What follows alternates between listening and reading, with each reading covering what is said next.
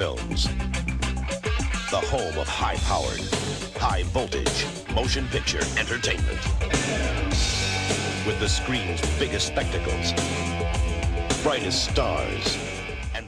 Welcome to That's Canon, a podcast talking about the Canon film series and other similar movies. This is episode 18, and I'm your host, Phil. And I'm Gregory. Oh, hello, Gregory. Good tidings to you, good sir. Did you just get done watching Lady Chatterley's Lover? Well, fuck me, I did. Yes.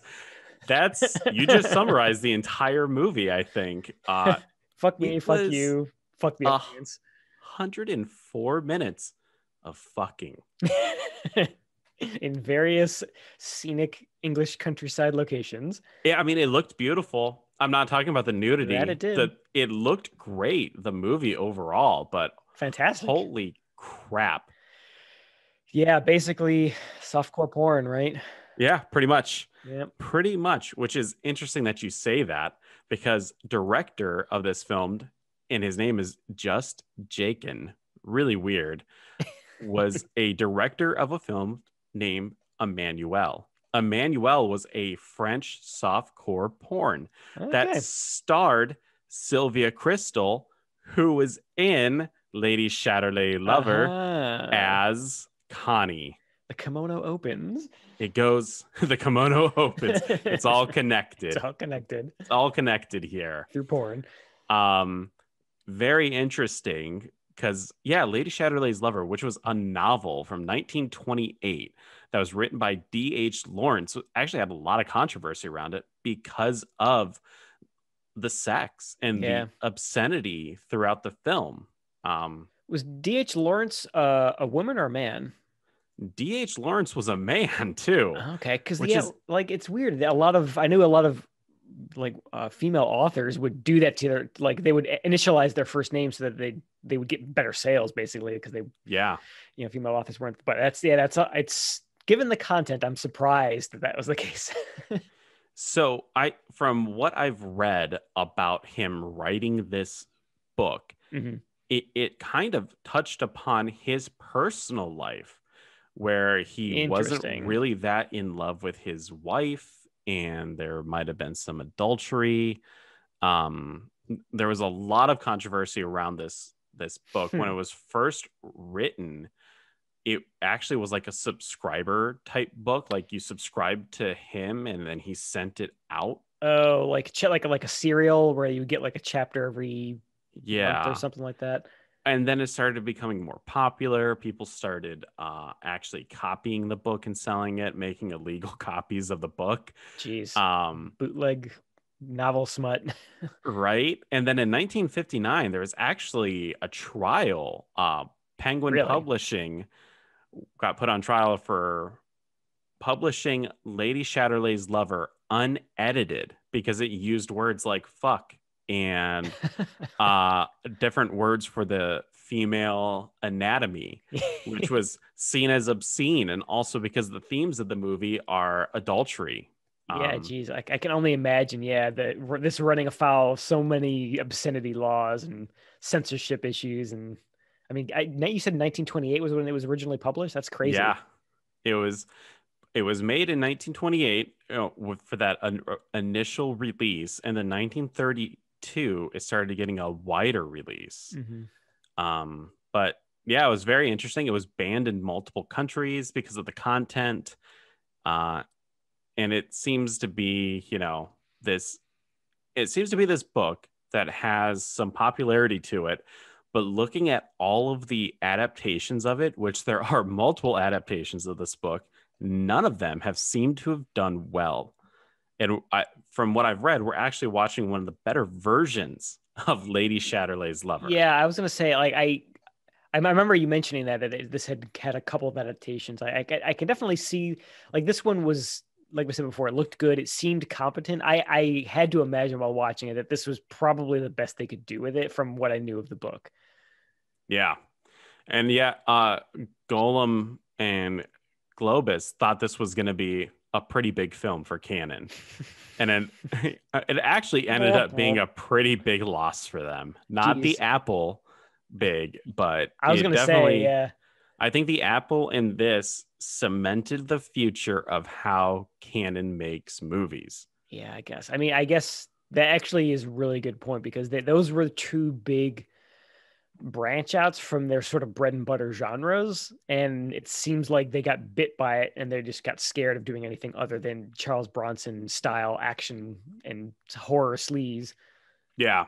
So, well, let's talk about Lady Chatterley's lover. Yes. And just how boring it is. It opens up.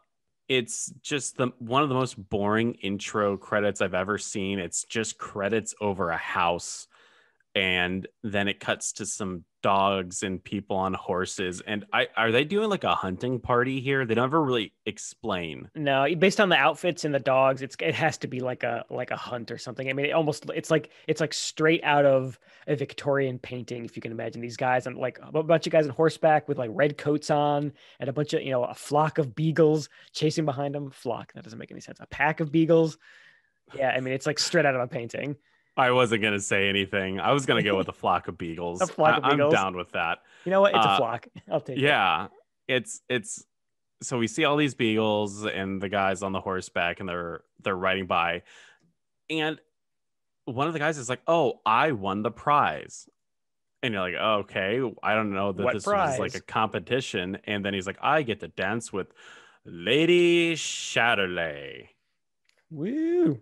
And it's there's really no context behind it, and I guess you're supposed to be excited, and it shows a bunch of stuffy British people in a ballroom dancing, and tuxedos and crazy fancy dresses, and there's a lot of dialogue that's being shot across. Everyone's like, "Oh, Clifford, he's so happy that he's married to Lady Chatterley.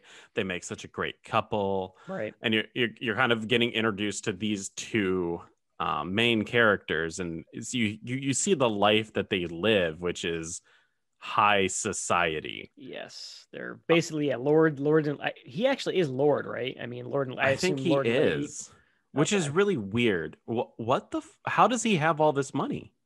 What do they do?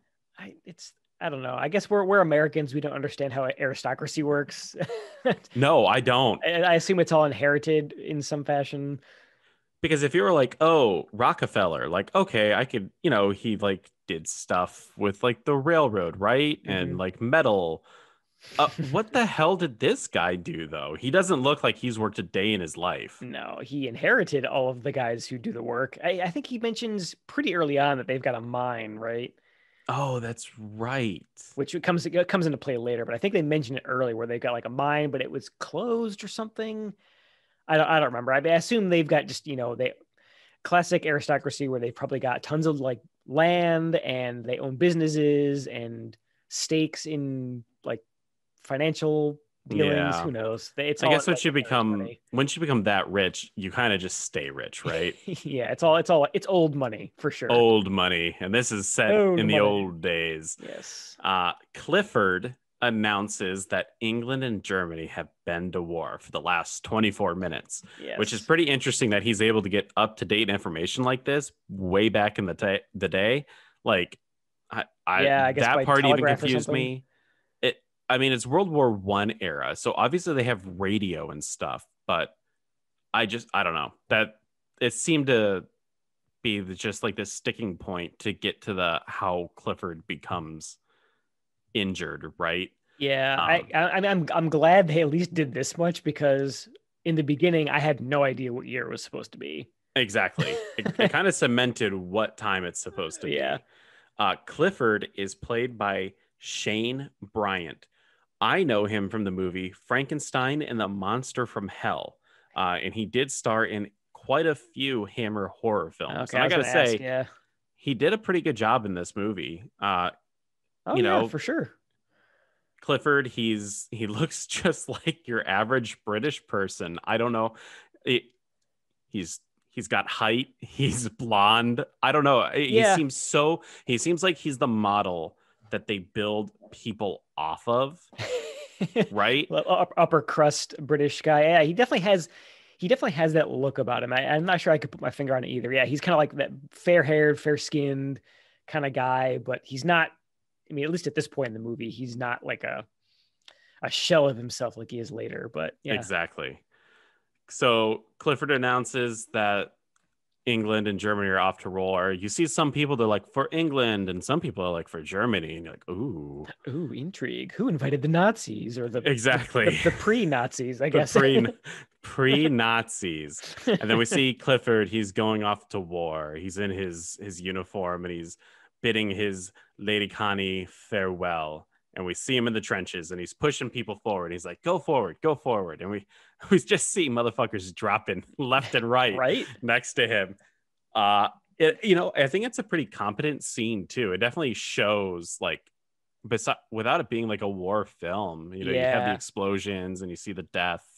Yeah, I wrote this down like in my notes. This is we commented earlier, like, this movie looks really good, but this is definitely, it actually wowed me a little bit at how competent it looked. Like, because like you said, it's sort of like a scene of no man's land, like a bunch of guys come out of a trench and they're doing like a big push against, you don't actually see any Germans, I don't think, but yeah, you see these scraggly burnt up trees and crater holes from mortars and explosions. I mean, yeah, you're right. For something that's not really a war movie, they actually did a really good job making this look like a World War. It reminded me a lot of like that All Quiet on the Western Front movie, which is also really terrifying in terms of depicting World War I as it was. And yeah, I thought this was great. Yeah, All Quiet on the Western Front had that scene where he like stabs some dude in the gut, and it's like a 15-minute scene of him dying in a foxhole. Yeah, and hanging out in that crater with the French guy he just stabbed. I mean, it's it probably would have gone a little too far in terms of war horrors if they'd done that in this movie, but yeah, in order to set up, like you said, that his war history and him getting injured on the front, definitely it did a great job. So then we see an explosion, and it has like this shuddering effect. Did it have it on your end too? I did too. I thought it was actually the video feed that had sort of started shuddering, but they had it. I assumed it was intentional at that point. And we see Clifford get blown up. And then a couple medics come by, and they're like, "Oh, he's still alive. He's barely alive. Let's get him." And then the credits start fucking appearing again. 6 minutes and 30 seconds into the film. I noticed that too. Like, I actually say specifically in my notes, wait, we're still not done with the credits? Yeah. Like, it's probably 10 minutes later, right?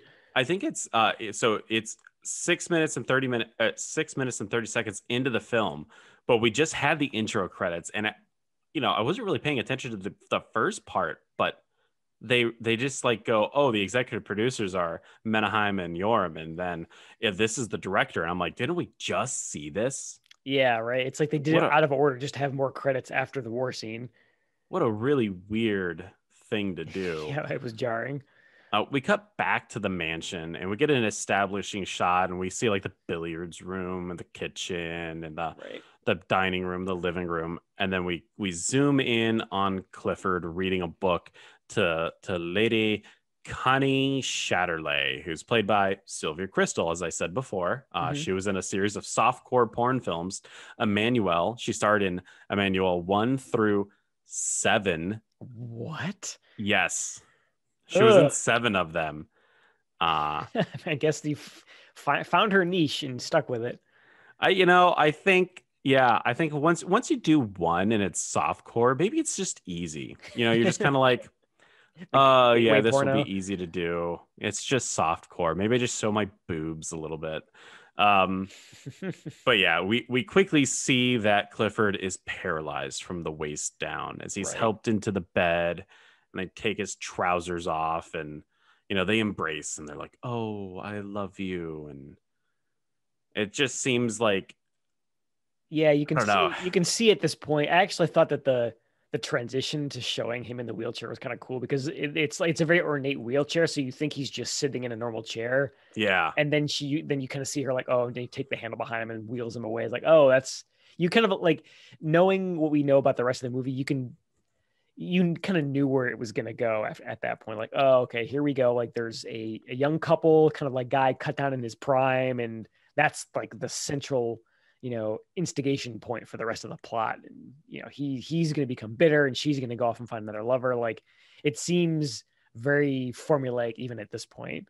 It does. There's a couple twists, not big twists. It's not like Lady Chatterley is an alien or something, but there's a couple things along the way that I'm from Mars, dear. That would be awesome. That I wouldn't say kept me interested, but at least kept things moving. Yeah. Connie and Clifford.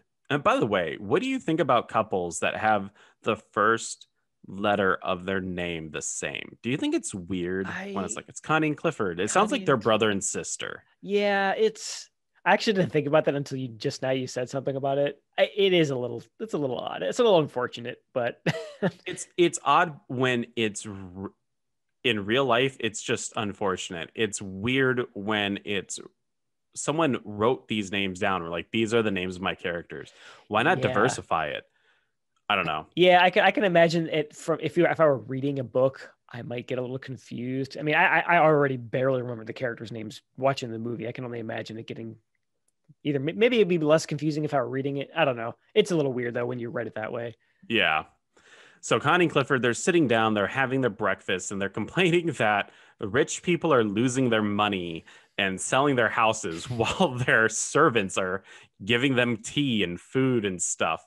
I guess the times never really change. The rich want to stay rich. The poor have to be kept poor. Yeah. There's definitely some class things inside this film that I definitely thought was very apropos with how things are going on nowadays, right? Yeah, definitely some reflections of modern day, which is, I think, and that's probably, like you said, it's probably always going to be relevant. It reminded me also of they kind of did that in Joe a little bit too, where Joe is trying to make friends with that upper class guy and his wife, and just seeing how different they are.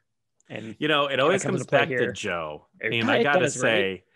Joe is still, I think I'm liking it more. I think it's becoming more phenomenal as we see more of these films that kind of touch back on what Joe did did better.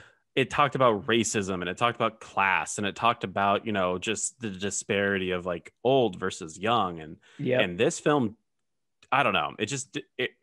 Let's just keep going.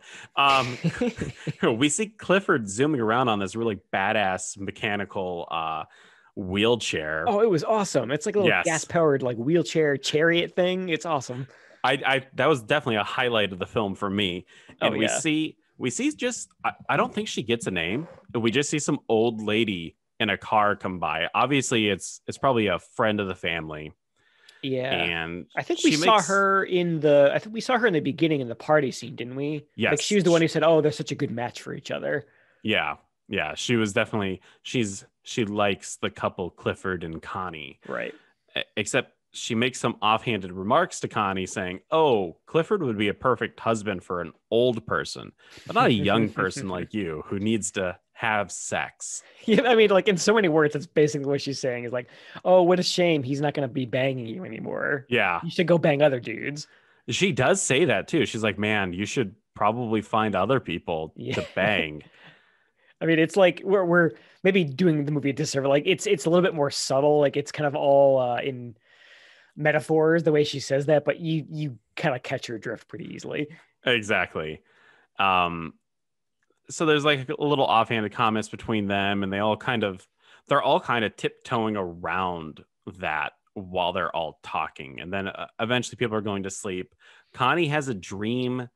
It was kind of weird. Like she goes out to a tree. She says that she's possessed. I don't really get the imagery behind that. No, there's a couple dream sequences in this one. I think the later ones a little bit make a little bit more sense, symbolically. But I wasn't really quite sure what she was supposed to be feeling here. Yeah. So it's the next day. Clifford and Connie, they're out walking around the grounds of their house, and Clifford pretty much comes up on Front Street and goes, "Hey, if you want to have sex with other people, I get it." Yeah. Which good for Clifford. I'm glad that he's able to go, my wife, who I love, has needs that I can't attend to. And as long as you don't lie about it, go ahead and do it. Right. This was like, the movie lost me later, obviously, for obvious reasons. But like at this point, it kind of had me because this was actually a really well done scene, and it was genuinely heartbreaking. Yes, just to kind of see him have to come to that conclusion, because you can tell it's it's already been painful for them both, because he's like, they're not husband and wife anymore. She's basically his nurse, and that you can tell that that's kind of having a pretty major impact on their relationship. And the fact that, like, you're right, like, good for him for being able to kind of like be self-aware enough and understand the situation enough objectively to make this conclusion. But you can tell it was like, yeah, like I said, heartbreaking for him to have to to like confront that head on.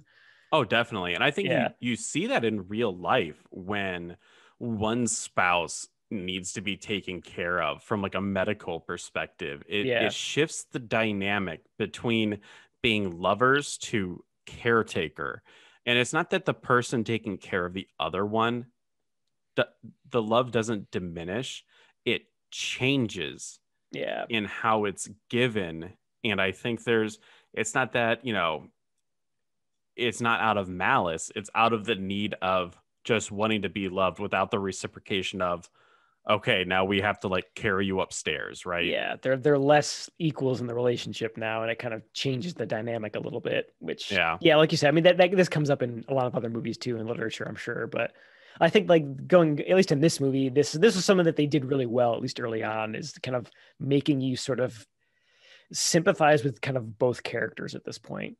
Exactly, because Clifford looks heartbroken the entire time that he's given the speech, and Connie looks shook because she's hearing the words that she wants to hear, just not expecting it. Yeah, you can tell, she's shaken. She wasn't expecting it, and you can almost tell like she feels a little bit guilty about it, like, because like you said, like, it's obvious that this is what she really wants ultimately, but you can tell that she's very conflicted about it. Yeah. So there's a couple more dialogue going back and forth. We get briefly introduced to the game warden character as he helps Clifford get to the house.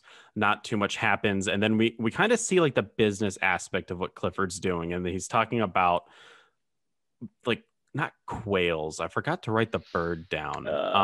Pheasants. He's talking about pheasants and egg production, and he also does briefly talk about the coal mine and stuff. Right. But what I found interesting at this part was either he's having a PTSD moment or he's having a physical ailment moment. But he starts panicking, and Connie comes up and kind of soothes him and calms him down. So I'm wondering if that's supposed to be shell shock. Yeah, it seemed like he had some kind of physical reaction, but I almost wonder now that you said that, if it was like a psychosomatic thing where he was like he felt the injury again, but it was kind of all in his head, and she had to kind of talk him down. Yeah, I mean that's actually what they called it then, right? Shell shock. That was a World War I term. Yeah, I think shell shock or like war exhaustion or something like that. Yeah. These horrible archaic terms for having your mind just being ripped apart. Right. Because of the horrors that you've seen. Yeah. Now that you mentioned, I think that's probably what it was. I think it was because we see him kind of progressively get stronger physically throughout the rest of the movie. I think this was probably like a mental scar that kind of cropped back up, and she was kind of having to talk him down a little bit. Exactly. So the next day comes, Clifford comments that he's tired of the records that he's listening to and asks Connie to play something on the piano. She's a very good pianist. And essentially we get another PTSD moment where one of the maids comes in and is like, oh, there's something wrong with Clifford. And they come back in, and he's, he has like a flop sweat, can't breathe. And then they get the nurse. And right. So the nurse character is introduced. She's throughout the entire film, and I thought she would have played a bigger part in some of the things that were going on, but she seemed to just be this character that was just kind of on the periphery of the entire film. Yeah, I think here's what I think, and looking back to it, I think the older lady we saw in the beginning who kind of came back and said, hey, you should be banging other dudes, you've got needs. Like that character, that's basically what she said. Yeah. And rightfully so.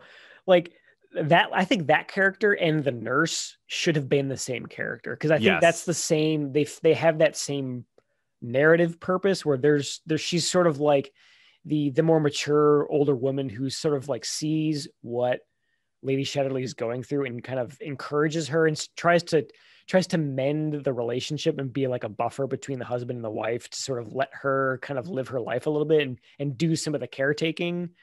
I think, but at the same time, kind of be an ear to, and a shoulder to cry on a little bit for the lady. I think that should have been the same character. I 100% agree with you. It's weird that they had two characters essentially serve one role. Yeah.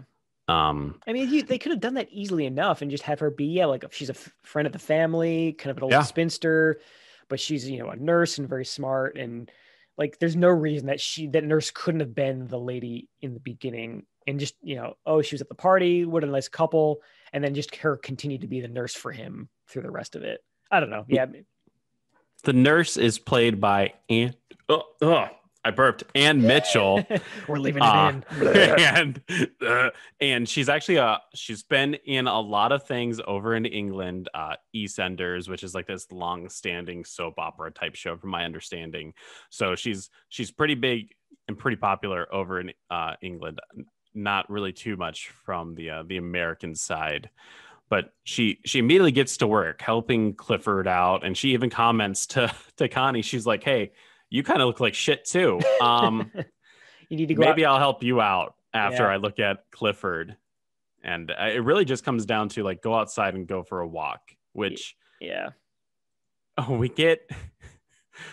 get this really awkward scene of, we see the game warden and he's stripping down and he's outside. And this, honestly, if you digitally erase the game warden, the scene looks like a painting that you would put on a wall. Yeah, for sure.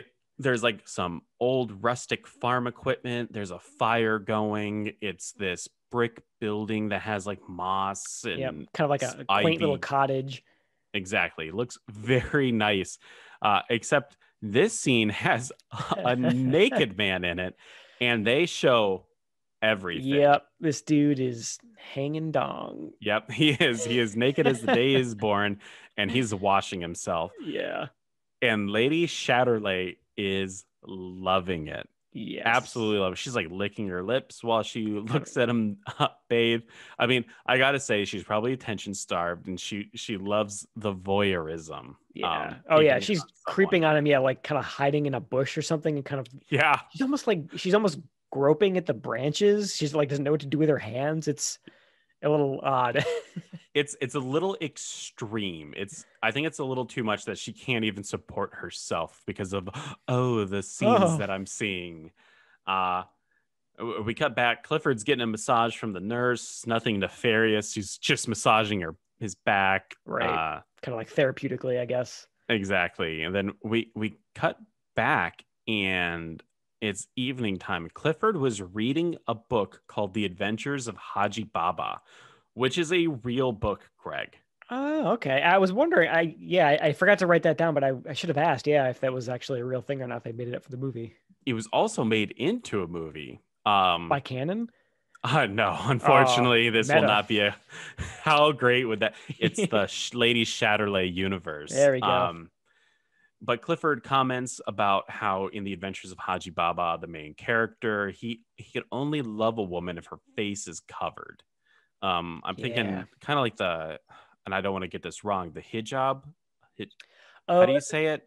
Hijab. Yeah, that's a good point. I wonder if that's what he was talking about. Yeah, where like you can only see the eyes, or there's like, I guess in that religion it's modesty, right? It's important to be modest when you're out in public. Because he mentioned that it was European women specifically that he couldn't he couldn't feel any kind of attraction for because they showed their faces. Exactly. Okay, yeah, that explains it. Then we cut to Connie in her bedroom, and she's putting stuff in front of her face, like her hands and other fabrics. And you can kind of tell that I thought she was doing it for Clifford at first, kind of, and again, I don't know anyone who's paralyzed or has any like physical disability that I know of, but I would assume that there would still be the romantic aspect between the two, and that they would try to, from my understanding, it's still important to touch people who are paralyzed, because even though they can't feel it, it's still the physical engagement of the other person. The only thing I thought that same thing in this scene. The only thing I could think of at the time was their relationship at this point is just so far gone from what it was. Like even that level of intimacy was not really happening anymore. Yeah. That's the only thing I could think of.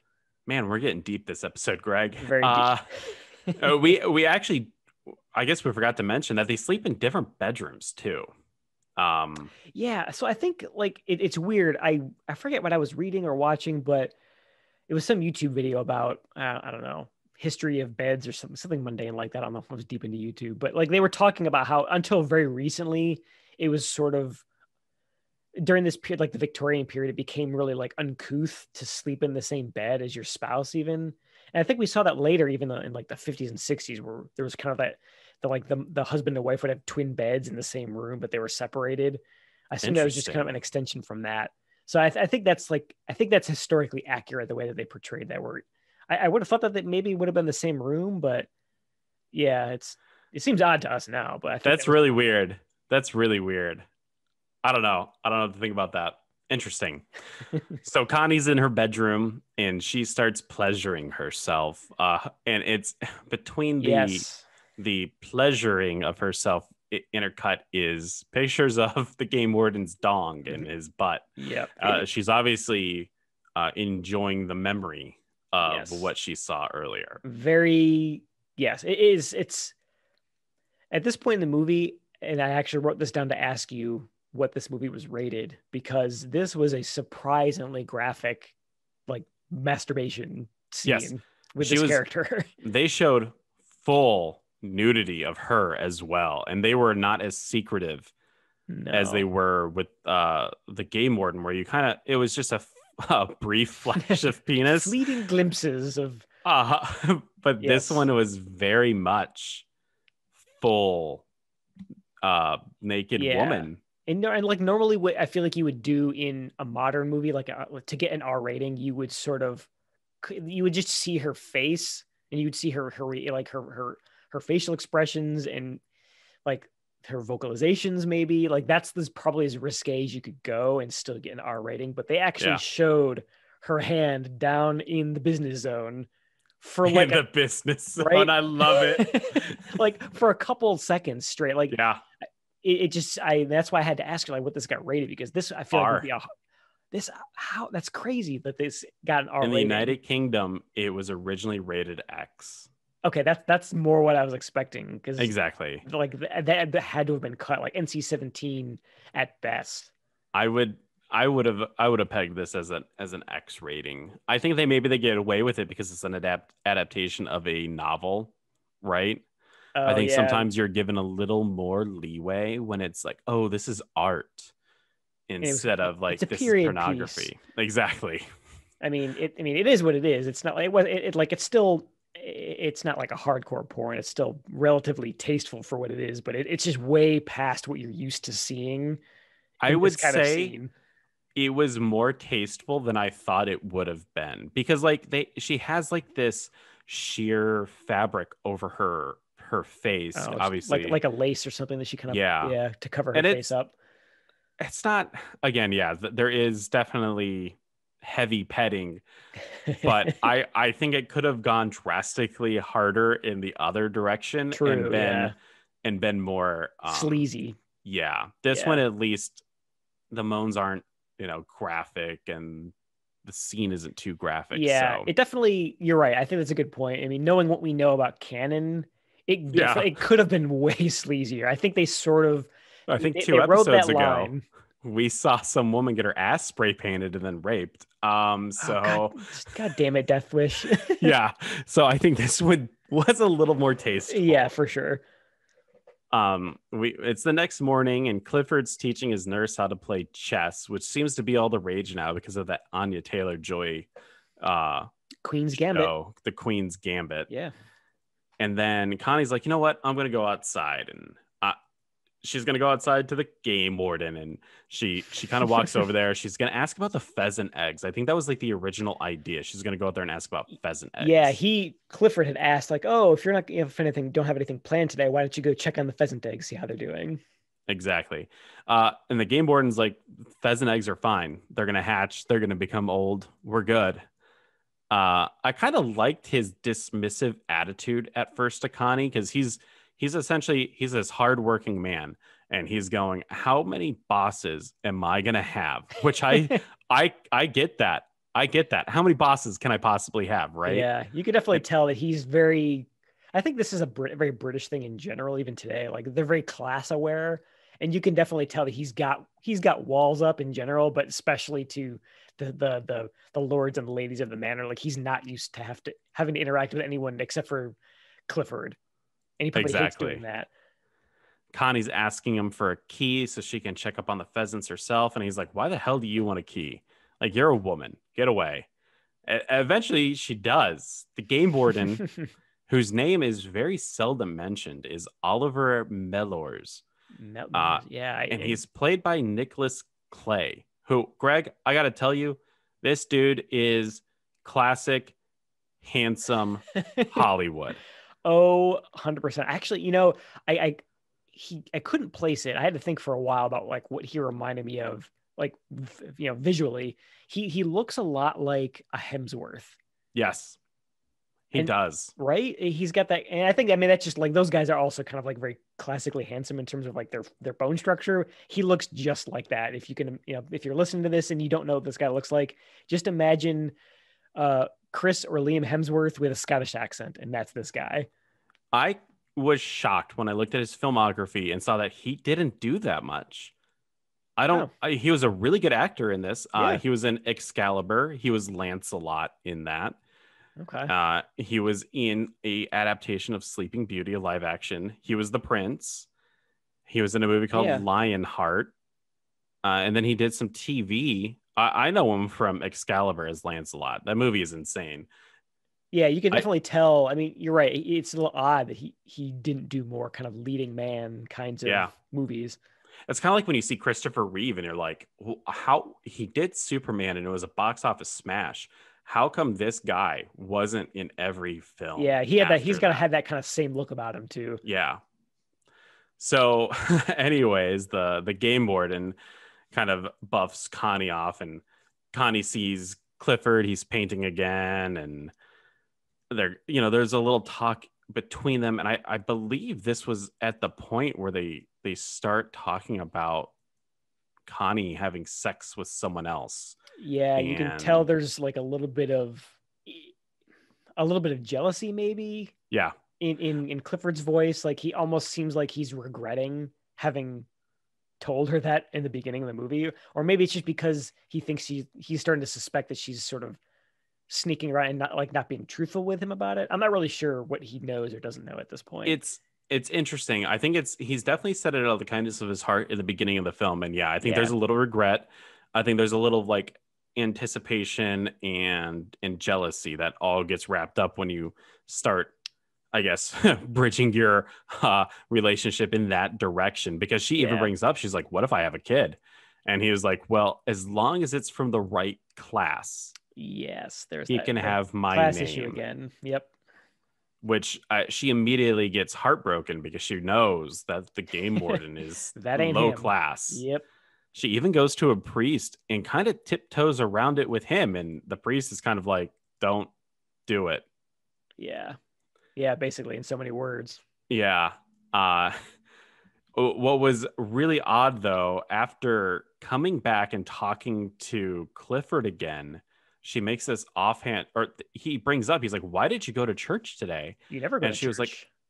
She was like, oh, I talked to the priest to see if I could be with the Holy Ghost, which Clifford in the scene previous kind of alluded to, that if Connie got pregnant, that it would be from the Holy Ghost, right? Essentially, it would just be kind of like one of those, like, everyone would know, but no one would know. Yeah, like he's like, if it happens, I don't want to know about it, and we'll just kind of sweep it under the rug and leave it untalked about.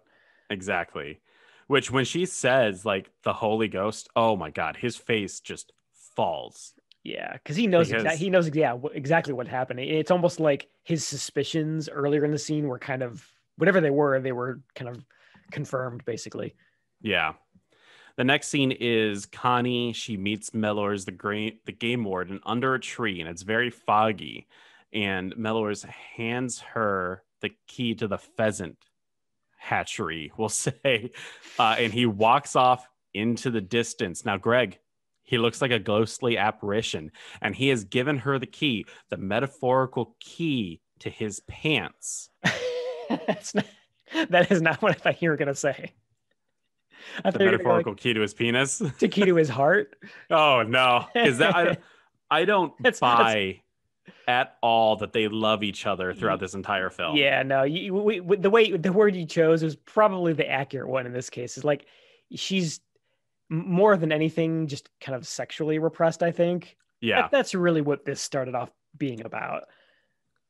Exactly. I think it's sexual frustration to get unleashed. And I honestly, and we'll talk about it more as we go along, I think she lies to herself that she's in love with this person because she can have sex with them. Mm-hmm.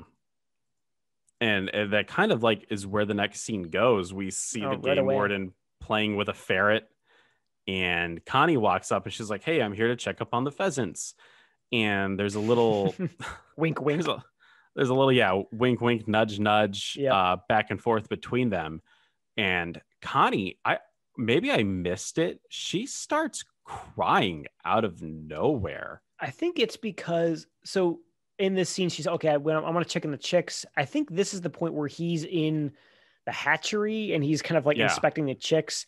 He hands her one because she's like, "Oh, they're so cute," and she wants to pet one, and I think it bites her or something, and that's when she starts crying. And he's like, "Oh, don't, it's nothing to cry about, lady," and that's when he stomps on the chick. He's like, "Look, it's dead." Look, does that make you feel better? Oh man, if only that would have done a really dark turn for this movie. How about it? She's like, "I'm so turned on." Oh, bloodlust, I love it. But yeah, like I think at this point, that's when she starts to cry, and then he gets a little closer to her, and like that's all it takes. He tries to comfort her, and just that closeness between him and her physically, like it sets it off, and it's like there's no going back. Yeah, they immediately start having just sex as if they're two teenagers that have never done it before. Yes. Clothes don't even come off, basically. Yeah, it's very torn. graphic, a lot of thrusting, a lot of moaning. And then Connie immediately runs out, and she can, I guess, a little embarrassed, maybe not. I don't think she felt like she did anything wrong, but I think it's more of embarrassment, right? Yeah, and maybe even adrenaline. Like it happened so fast. I think she didn't really take time to process it, and now she's gonna have maybe not a walk of shame back to the house, but she's like realize, oh crap, like we've taken a step that there's like, again, there's no going back at this point. And what's odd is she's running across the field to get to the house, and the nurse acknowledges her, Connie, running and sees it. And he's busy painting and drawing and stuff like that, so he doesn't really notice, which again, I thought like, is the nurse character going to do something about this? Is she going to say something? And that's the thing. Like, I think going back to her in the old lady in the beginning, like, I think they are of the same mind. Like, she knows that she sort of needs that on some level. And I think she's maybe not encouraging it, but sort of intentionally turning a blind eye. To what degree she condones it, I'm not really sure, but I think she can understand it, because I think we established earlier that her own husband died when she was really young. So I think she understands it, how she's feeling, to enough of a degree that she's going to turn a blind eye. Yeah. I can get that, because there's some dialogue in the next few boring scenes where she's talking about like, once you're a wife, you're always a wife, and don't you love your husband? You always love your husband. What the one thing I found odd though, in the midst of all of this, we see just scenes of the game warden doing stuff, and at one point he's wearing like a trench coat and a fedora, and I'm like, why is he dressed up as a detective now? I don't get this. I couldn't put my finger on it, but at the time, it definitely, the costume on him seemed a little out of place. It almost seemed a little bit too nice for someone who's basically like a groundskeeper. I mean, too nice and too modern. Yeah. Oh yeah, it does seem. It seemed more like 40s, 50s kind of look, like a Humphrey Bogart look. Yeah. And then there's more scenes of like business and money, and it really means absolutely nothing to the overall plot, because the plot now is about Connie and the game warden finding a spot to have sex. And Connie's at one point, she was literally just walking in the woods. The game warden walks up and they engage each other in their eyes and they just go off and have sex. Yep. And again, this one is pretty graphic. Like they undo the pantyhose and all that other stuff. These scenes aren't quick either. They're like 3-4 minutes each. I mean, you can like we kind of get like that's really what this movie is for. I mean, it's basically, and we don't watch a lot of, I assume, I don't for sure. I watch a lot of romance movies or read romance novels. I assume that like that's what this kind of movie is intentionally supposed to be, is basically like softcore porn, probably like geared towards women. And that's what they came here to see, and they're delivering at least. It's like Always Sunny, like more sex, action, more sex, action, and until it just sort of ends. While Connie's off having a romp with the game warden, Clifford is exercising, and I guess the overall goal for him is to stand up and walk one day. Right. But then we cut back to Connie and the game warden, and they're like Spider-Man kissing in a hut. That's right. Having sex. And then the next scene is really weird. There's like it almost seems like it's a dream within inside of a dream.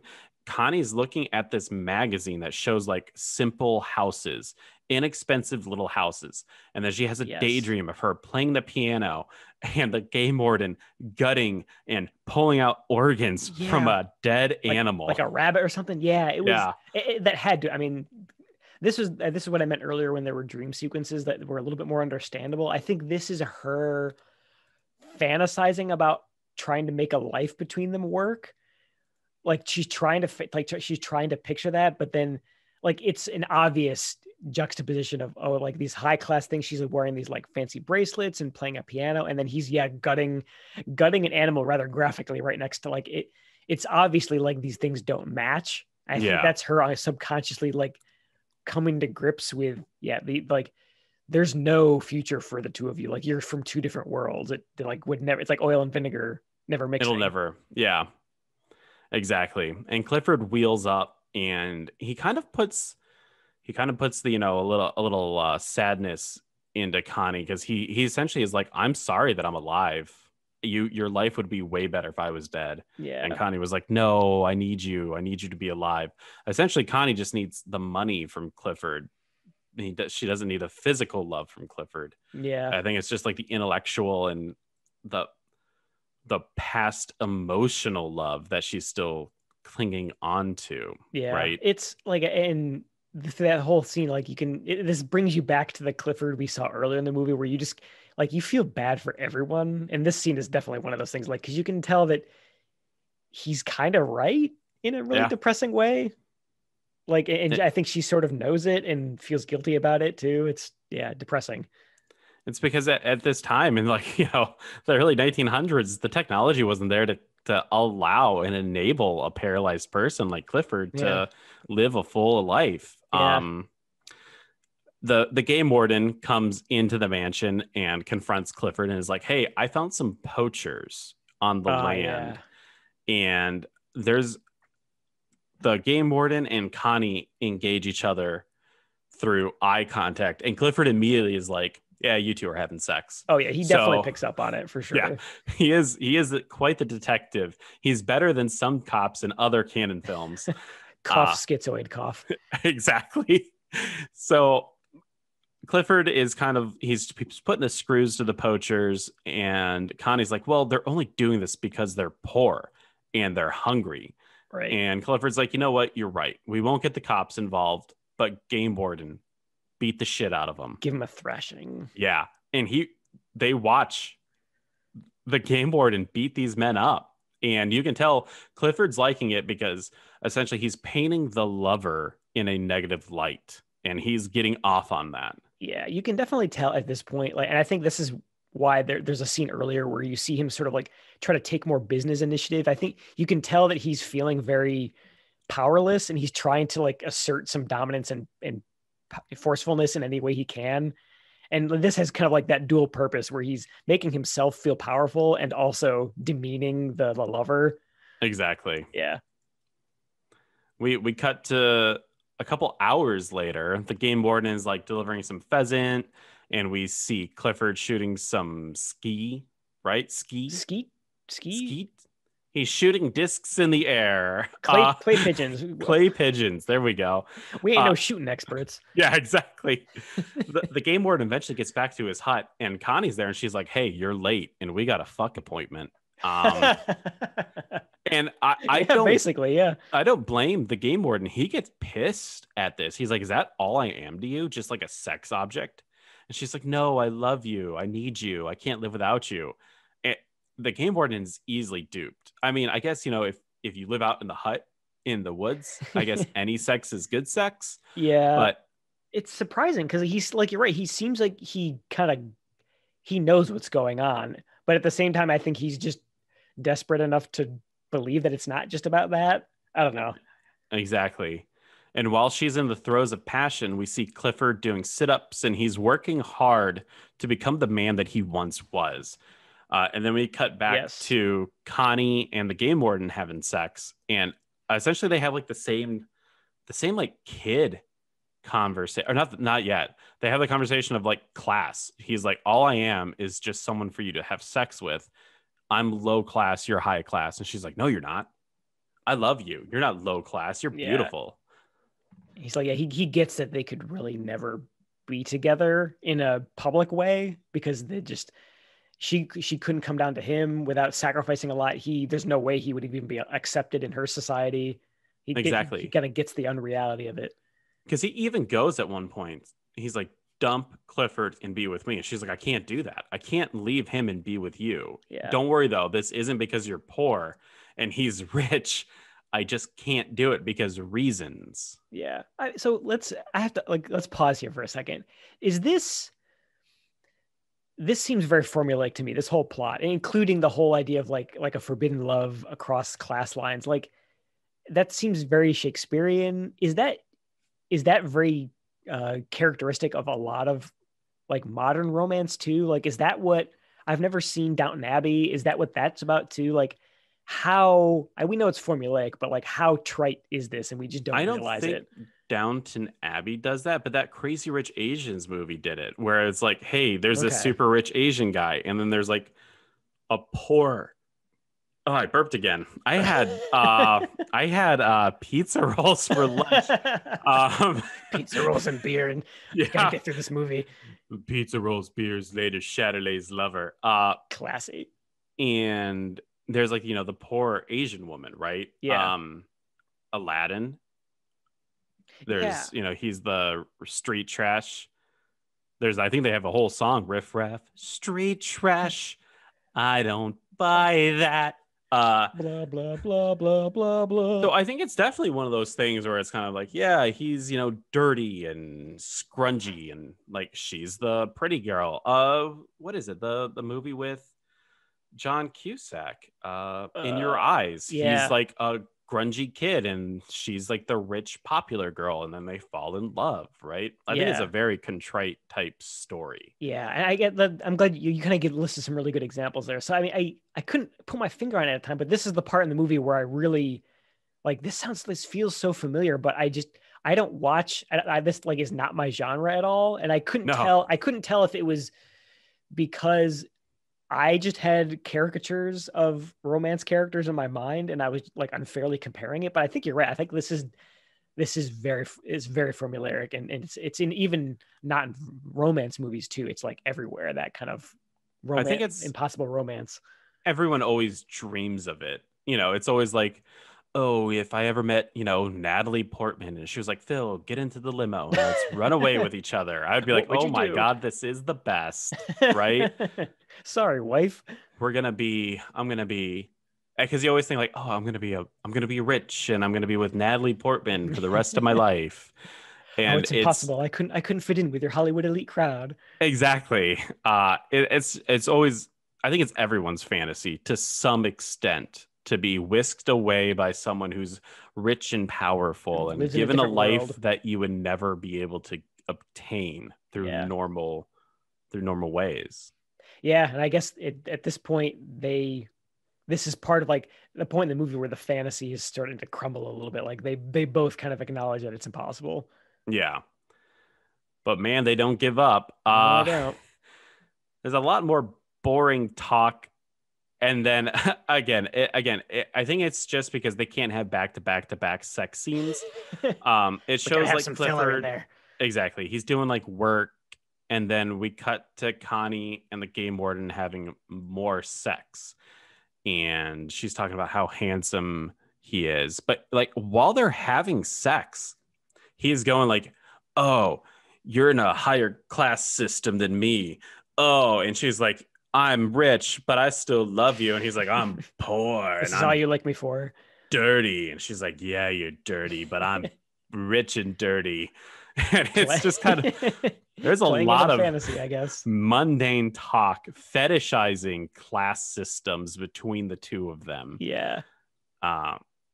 And again, it's essentially like it goes back to after the sex. It always seems to be the same conversation of like, "I love you. I can't leave Clifford." And he's like, "It's because I'm dirty and poor." And she's like, "No, you're beautiful and poor." And oh my God. It's they do this really weird thing too, where after sex, he's like, "Let's go out to this tree and we're going to drive a nail into it as a promise that we're always going to love each other." Yeah. I was going to ask, okay, so is this just like, he said they're talking about like, "Oh, we can get married and like we'll be husband and wife in the woods." And then he's like, "Well, let's go make it legal." And then they go out to a tree and they each nail, they each drive a nail into a tree next to each other. And like I didn't get that. Is it like a folk marriage thing that just like we don't get because we're American? Or I guess this is like some Braveheart shit right here, where they go down to a lake and all of a sudden they're married, right? Yeah, it seems. I don't really get odd. it. This must be some kind of disconnect between early 1900s England and 2020 America, some where Victorian I can't. Thing. Does that mean like you and me could go out to a tree in the forest and drive some nails into it and be like, we're wood married now, Greg. We're British married. Woo! we're British married. The Queen has to recognize this. I guess. It was super weird. And yeah, I don't know. I don't get it. Connie comes back and Clifford's looking out at the sunset. And obviously he's distraught because he knows Connie's going out and having sex and doing all the sexy sex. The sexy sex.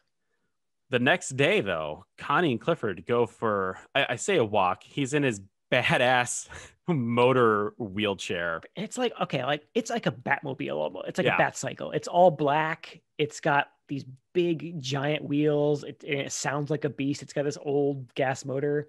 It's awesome. We can't praise this motor wheelchair highly enough. Clifford intentionally gets stuck in the mud to have the game warden come over and try to push him. Now, Clifford he's holding down the brake. So the warden has to try a little bit harder, and eventually it ruins the motor or the transmission. Yeah, the transmission. I think he talks about the gears being shot or something. Yeah, and it forces the warden and Connie to push him through the mud.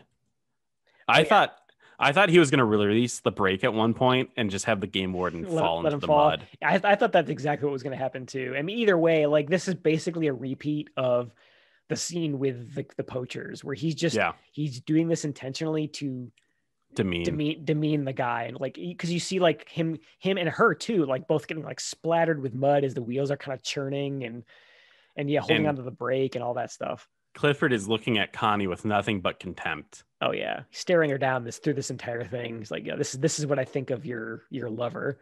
Exactly, and he forces the game warden to carry him upstairs, and there's like a little back and forth between Connie and Clifford, and it essentially boils down to Clifford going, "If he was in a different class system, I wouldn't care."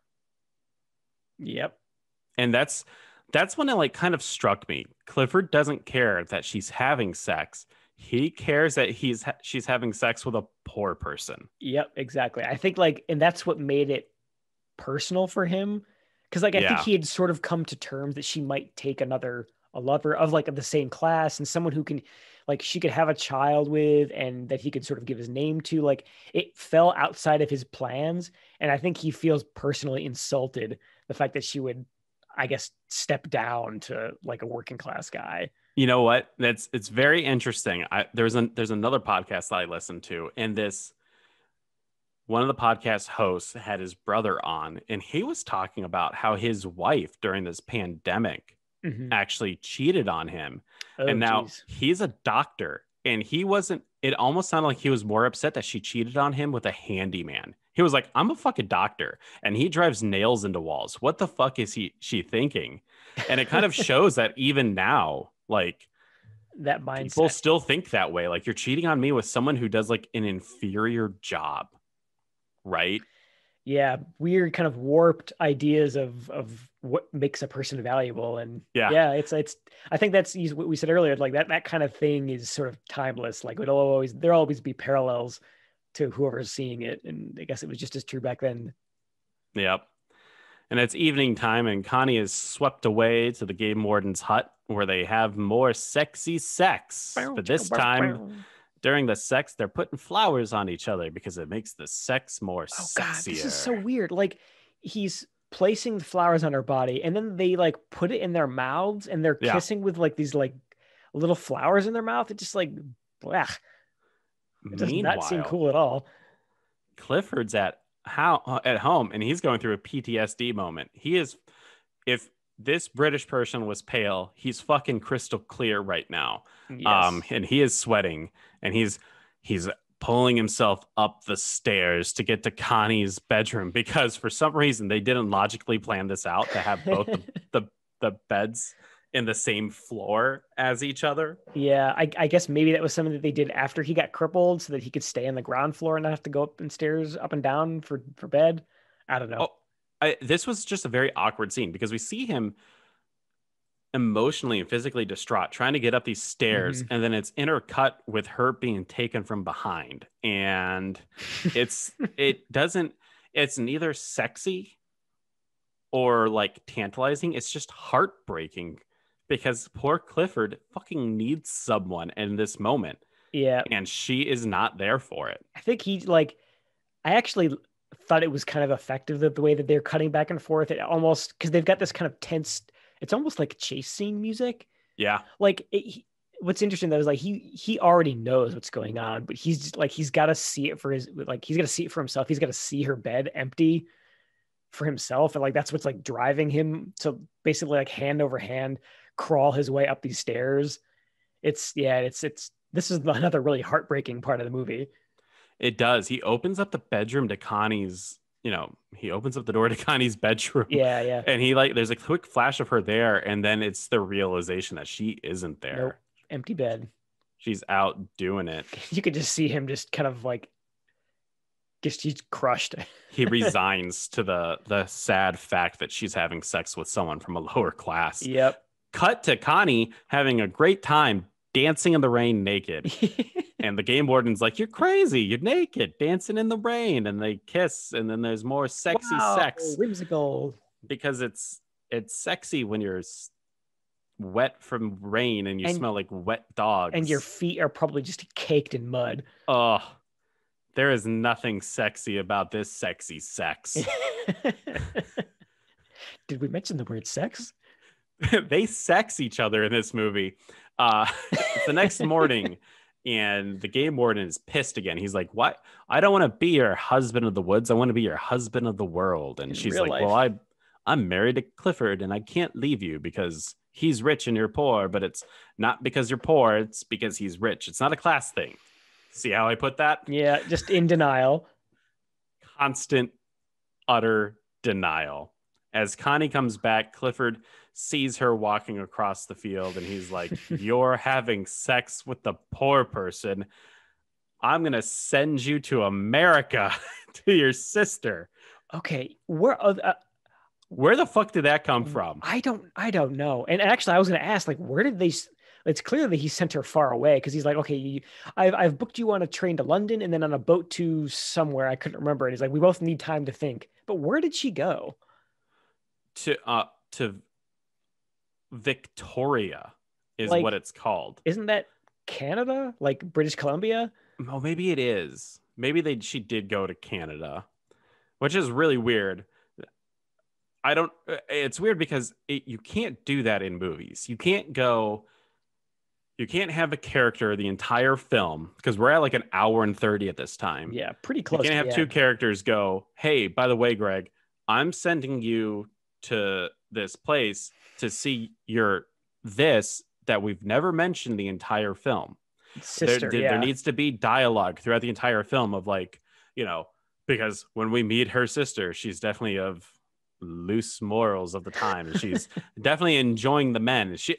There should have been conversations throughout the entire film of like maybe Clifford going like, oh hey, how's your promiscuous sister, or maybe her engaging in letter writing with her promiscuous sister, going like, I'm having sex with the game warden. Exactly, right? Like that's exactly what this needed to, at least to, if they really wanted to put the sister in, that's what they needed to do, is a setup that their sister is basically living the life that she wants and is like struggling with that. And it's like, maybe like writing her letters, and like maybe that's like what's egging her on to sort of try and keep pursuing this thing with the groundskeeper. Like that would have made a lot more sense, especially like, okay, now I'm gonna send you off to be with her, and it would feel a little bit less out of the blue, like you said. Exactly. And when Connie gets to Victoria, she tells her sister like, hey, I'm pregnant with the game warden's baby. I don't want to have sex with any of the guys you're introducing me to. And then we have flashbacks of sexy sex. Again, scenes we've already seen like 5 minutes ago. And then there's just more like they're on the beach. There's Italian guys for some reason. And she's like, I don't want to have sex with Italian guys. Like, the sister's like presenting a beefcake buffet to this lady. She's like, nope. she's literally like, look at this dong. Don't you want that? And she's like, no.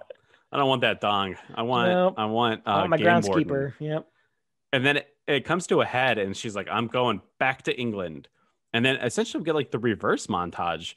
She's in a car, she's in a train, she's in a boat, right? Yep. And it's like all of 2 seconds. Suddenly she's back, where it's probably like weeks have passed. Exactly. We see Clifford standing, leaning up against a pillar, and he is somewhat sort of walking, and he looks so fucking proud of himself. He stumbles and he recovers himself. Worth it. And he's like, aren't you proud of me? And there's really no like reciprocation. He's like, why didn't you ever write back to me? Because now we're getting this other curveball of like, hey, why didn't you write to me? We the audience never saw any letter writing of any kind between the two. No, we saw one letter that she tore up. Yeah. When she was on the beach with her sister. Like we didn't establish that this was a sequence of letters that he's like been trying to keep up a correspondence that she's been ignoring, basically. Yeah. Not even the next day, because she's in the same outfit, she runs out to the shack where the game warden is. And I swear they used two different actors, because she walks up. They must have. It is the guy. And like for a split second, you can see the side of his face. And then it turns into some like older British guy. And he's like, oh, he don't work here no more, me lady. He don't work anymore. Oh, what's going on? Yeah. As she runs home, and she's like, Clifford, you bastard. You fired my sex buddy. And Clifford's like, you never wrote back. I told you in the letters that I did this. And she's like, I never read your damn letters. By the way, I'm pregnant with a game warden's baby. And he's like, I damn your name. He will never have Clifford's last name. I guess Chatterley, right? He'll never have the Chatterley name. Yep. Clifford will be the last. And we see the game warden coming up from the mines, getting the black lung. Right. Like I wasn't expecting that. I thought for sure that they would just like send him away, and then we maybe even never see him again. I don't know. But I wasn't expecting that this dude sent the lover to the freaking coal mines. Yeah. That's like a death sentence. This ending, when they meet each other at the end, is 4 minutes. And it is so... what's the word that I'm looking for? It's so... It felt rushed and unsatisfying. Satisfying. That's it. It's so unsatisfying. Yeah. Because essentially we recap their entire relationship again right here. Connie comes up. She's like, I love you. He's like, I'm poor. Look at me. I'm dirty too. She's like, no, you're beautiful. And I'm rich. I have an income. We can make a life together. I'm pregnant with your poor baby. And he's like, I'm poor. She's like, but don't you remember all the sexy sex we had? And he's like, I'm moving to Canada where I'm going to get paid 14 pounds a week. I guess it's a lot. I guess. I don't know.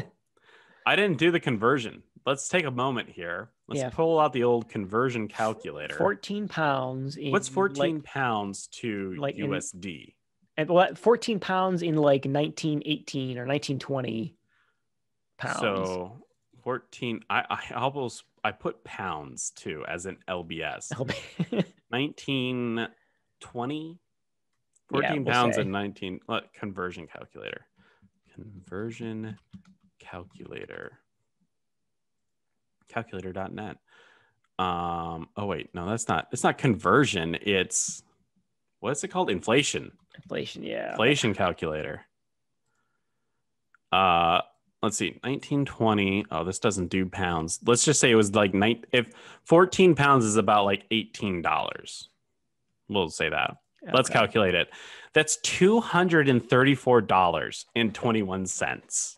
That's pretty good for, I think, right? Like for like I mean, if he's just doing kind of manual labor. Yeah. And obviously things are like cheap back then. Let's see, average salary. When was World War I? When was 14 to 18? So that's why I guess kind of average salary 1920. Yeah.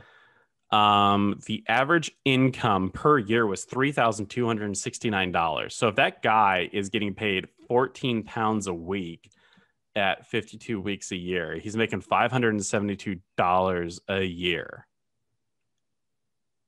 I don't know. Oh, wait. So that's not a lot then. No, he's still fucking poor. Dang, there's got to be something we're missing here. But either way, like, I guess probably for the best that you kind of like peace out to Canada because there's another war coming.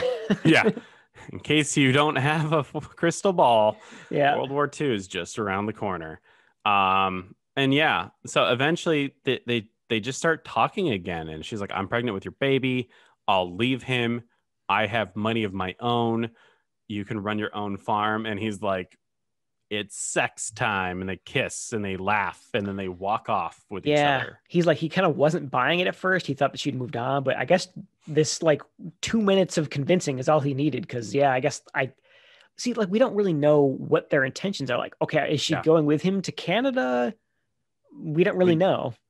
And then it ends on Clifford reading a book and the nurse drawing the curtains to Chatterley Mansion. Yes, kind of the same shot we got in the beginning. Zooms out. And that's Lady Chatterley's lover. And that was it. Just sort of ends. Just sort of ends. And it's very unsatisfying. I hope in Connie's future she's divorced again. I hope the game warden comes to his senses and realizes that it's just a summer fling. There's really no love behind it because I never felt any love between them. Nope. And I hope Clifford finds a really badass wife that he deserves because he worked his ass off to fucking stand for his wife. Yep. And she didn't care. Yeah. And I get it. He introduced the idea of having sex with another partner to fill that gap inside of Connie's life. But the sex was only supposed to be there for the sex. It wasn't there to grow an emotional bond with someone else. Right. Yeah. And it's cool of Clifford to do that. He realized, I am lacking this. You need it. Everyone needs that physical, emotional connection with someone else. And it's great that he realized that he needed to do this for his wife. But man, did it fucking backfire on him. Yeah, it really did. This is like, I've said this in a lot of our reviews actually, like where there's no characters that they're all irredeemable characters. Lots of the times we've seen. I think this was sort of like that, but not that they're irredeemable, that you could kind of sympathize with everyone. I can sympathize with everyone to an extent, especially Clifford and the game warden. I honestly feel that Connie is unknowingly manipulative throughout the entire film to always end up on top. I get that she's missing out on the sex with her husband and that got stolen from her from a war. And I feel for her for that. But as soon as she's given the approval to do something, instead of taking the inch, she took the entire mile. And she was like, she didn't even attempt to disassociate love and sex. Yeah, I guess I think that's the thing that really kind of like killed Clifford, was the fact that maybe he was expecting her. Well, yeah, he expected it to be of equal class, but also I think he was expecting her to kind of like, yeah, like you said, kind of keep it separate and then kind of like keep him in the loop, I guess. Yeah. I don't know. But I mean, at this, like at the same time, I can sort of understand that it's a kind of a weird position for her to be in, to like, I can imagine her not knowing really what the lines are. Especially back then. Yeah, exactly. Right? Back then, sex was probably not as public as it is now, where like, it's on TV and it's, in books, it's in comics, movies, it's like everywhere. And it's kind of a more, I won't say, well, I will. It's more of a casual thing, right? Like you have Tinder. The whole point of Tinder is just to like casual get off, yep. right? And it's, it works for people. Maybe back then it was a little bit harder to understand that this is the line that you don't cross. Of course, Clifford never engaged Connie in a meaningful way to discuss those rules. And Connie was like a child who like, oh yeah, you can go ahead and get a cookie from the cookie jar. But she took like 20 cookies because dad never defined how many cookies you could have. It was just, you can have cookies, right? The cookie metaphor. Yeah. Yeah. I mean, it's like I said, it's one of those things where you can sort of like, everyone kind of makes bad choices. Yes. And no one like, it's kind of a big mess, and you sort of sympathize with everyone because everyone's sort of out of their element and feeling betrayed in some way. Yep. And making bad choices as a result. And that's why I think the ending is just so unsatisfying, is like no one really, I mean, there's no comeuppance for anyone. Yeah. There's like, no one kind of learns a lesson. No one, but also at the same time, no one really gets what they want. Yeah. I don't know. It's not like there's some ironic twist where Connie leaves Clifford. She meets up with the game warden. He's like, hey, I found a girl while you were gone. Or he's like, my penis got cut off in an unfortunate mining accident and we can't have sex anymore. That would be, what a depressing ending that would be for him. Like for her to sort of like take the leap and try to start a life with the gamekeeper, and then have him get injured in the same way in the coal mine. Oh my God. Yeah. Or she shows up to the coal mine while it like collapses and they pull his dead body out and she has to raise the, like that's the ending that's deserved. Clifford is alone and miserable. Connie now is alone and miserable. And the unfortunate poor person paid the ultimate price, because ultimately it's also about class. Yeah, he got kind of caught up in the middle, and he was sort of chewed up and spit out. Yep. By the whole situation.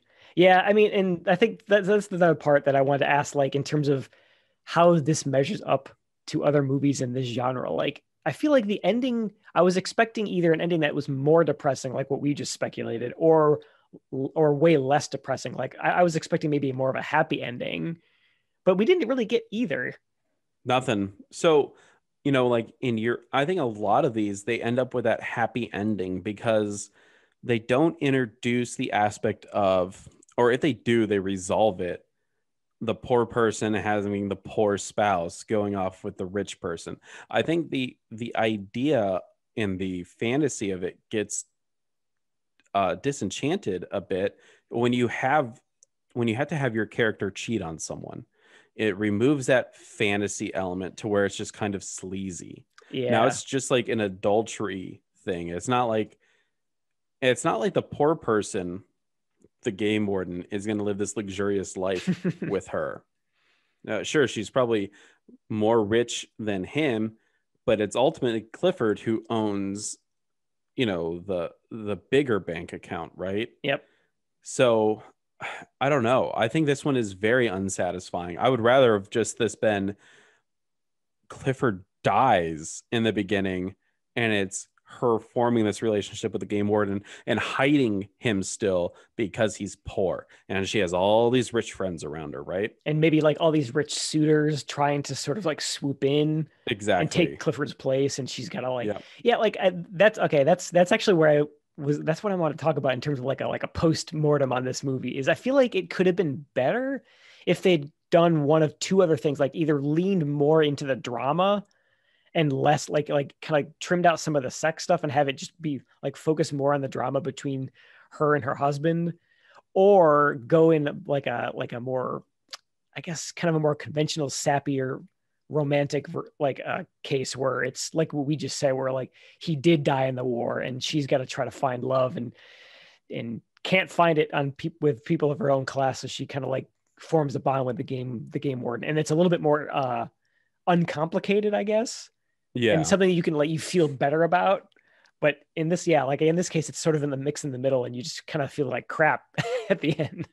Exactly. It just short of ends. It's definitely not my jam. This is a 2.5 for me. It's Yeah. you know, it looks nice. It's very well acted. There's a lot of sex. I don't care about that, but either give me give me one really good sex scene, or if you're gonna have this many sex scenes, just go for it and just be as graphic as you want to be. I mean, come on, like it's not tantalizing after a while, and it just feels kind of samey. Yeah.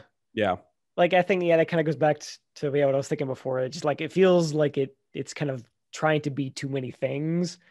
And again, like this isn't really my wheelhouse either, so I don't know how this kind of measures up to other maybe like romance movies, but it seemed kind of like it tried to do too many things and kind of failed at it. But yeah, I mean, like I think for me, it was probably like a 2.5 or a 3. Like I had to give it credit because, like you said, it looked really good. There's some really like especially the outdoor scenes look really kind of moody and foggy, and it was lit really well and acted really well, and the scenes and the costumes, like everything was really well done. I have to give it a lot of credit for that.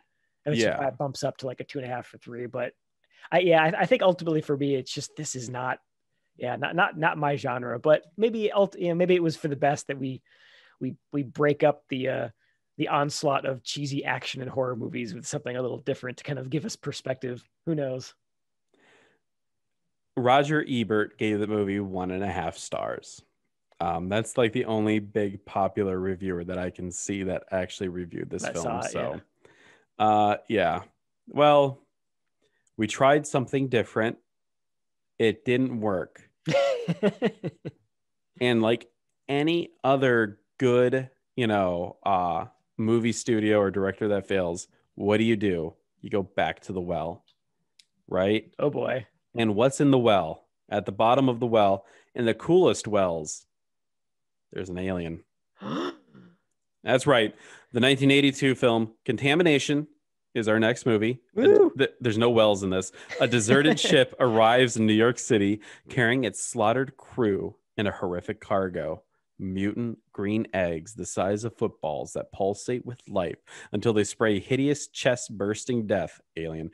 But when a government research team begins an investigation, alien, they uncover a grisly conspiracy of murders, alien, space monsters, alien, and coffee. That's, I think, the only original part right there. I don't remember. Oh, wait, no.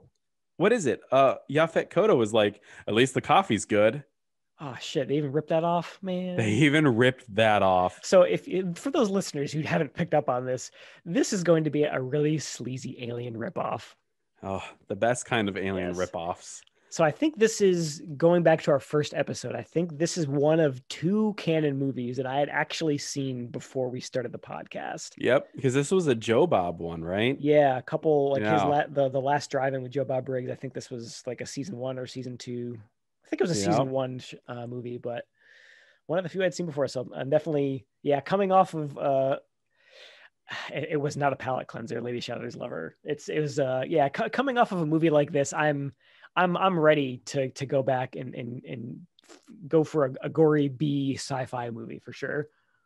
Same here. I need a little action in my life and not so many. I can't believe I'm saying this. Not so many sex scenes. We never thought we'd say it, but I honestly, like, there's sometimes where you watch a movie and you're like, this could have used like a sex scene to make it, I don't know, like pump it up a little bit. I don't need it. yeah. I don't need a sex scene. After this one, yeah, we're done with that for a while. So Yeah. maybe in that sense, it was a palate cleanser because we sort of like you get you get it out of your system a little bit. So there we go.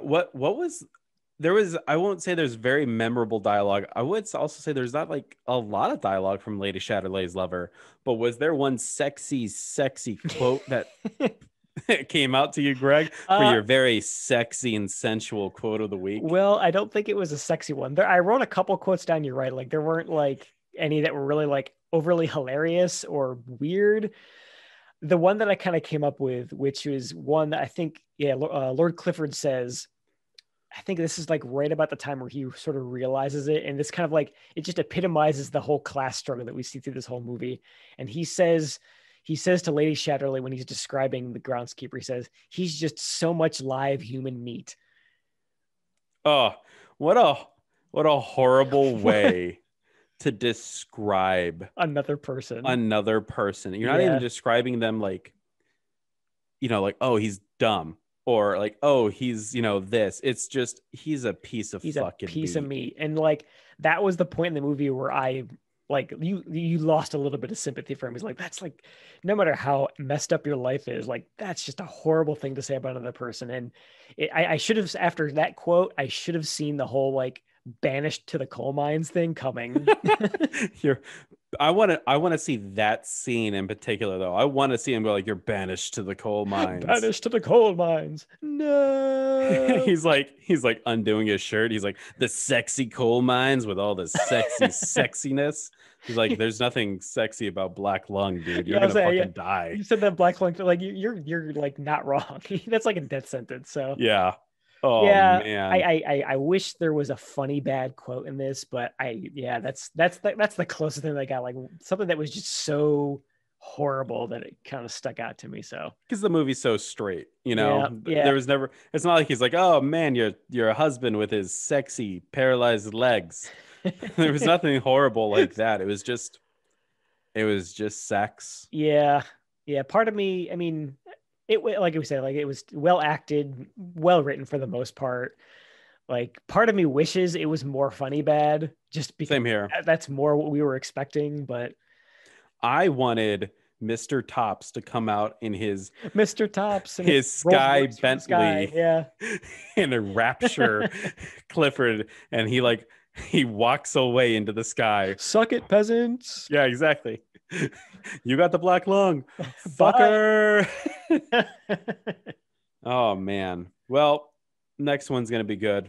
Yes, next one's gonna be good. So yeah, it'd be good to kind of watch this one again from an analytical perspective and pick it apart, because as a lover of Alien, I'm actually looking forward to hating on this ripoff. There we go. And that's what really canon is all about. Yes. Sexy hate. Well, if you like all the sexy things you're hearing, go ahead and subscribe to the sexiest podcast known to man. Give us some sexy constructive criticism as well. How can we make this podcast more sexy and enjoyable for you?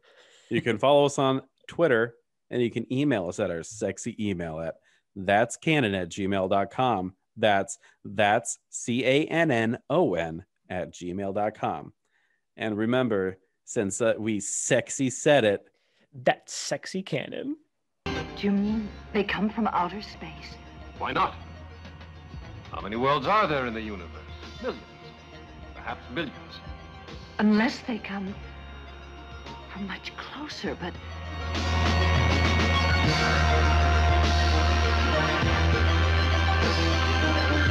Mars has always stimulated man's imagination. But as far as that cave was concerned, there was absolutely nothing in there. You were telling the truth all along. But these are photographs. But there hasn't been another expedition to Mars. No.